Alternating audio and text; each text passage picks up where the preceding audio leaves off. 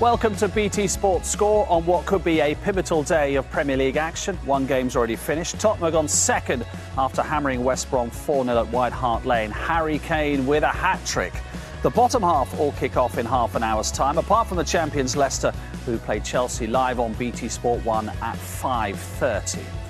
And we're midway through the transfer window, so we brought in some flair to add to the squad this... Quite a lineup today. The guys will be keeping an eye on 6 Premier League games, and as Mark says, it's a huge day for all the teams at the bottom. Against the Chelsea, live from 5 on BT Sport 1. And we're talking about somebody who's not even playing. Jake Humphrey's already in position at the King Power.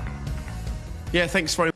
Yes, Mark, the world of football has been mourning the loss of one of English football's great characters this week. This tweet from Elton John says, "I am deeply saddened and shocked to hear about Graham's passing. He was like a brother to me. I love you, Graham, and will miss you very much." Alan Shearer also on Twitter said, "Completely shocked by news of Graham Taylor. Always held him in the very highest regard. The man who gave me my first England cap. So sad." And Rio Ferdinand tweeted as well, "RIP Graham Taylor, football man, a real gentleman of the game. Always offered advice on the game whenever I saw him." And finally, Gary Lineker says, "Very sad news that Graham Taylor has passed away. An outstanding manager, lover of football and thoroughly decent man." And those words perfectly sum up the man Graham was to many. A very fitting tribute indeed. Of the week is Chelsea's Diego Costa. After that bust-up with Antonio Conte, nearly 300,000 FPL managers decided to lose the Spanish striker, including myself. With Costa out, 115,000 FPL managers brought Harry Kane into their fantasy teams 24 hours before the game week deadline, and that would have been a very good decision. The Spurs man rewarded them with a hat-trick today. Elsewhere in FPL, Hull's Robert Snodgrass has scored in his last 2 appearances, and at just 5.8 million, 12% of managers have opted for him today.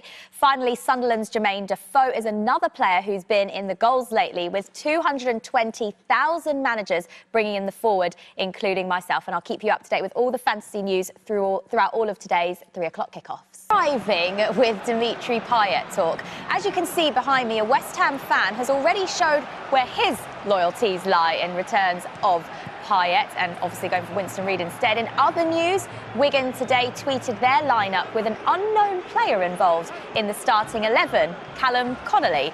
This was soon rectified, though, when Wigan confirmed Connolly had actually signed on loan from Everton. The fans had no idea about this, so maybe he can make a big impression today. Back over to you, Mark.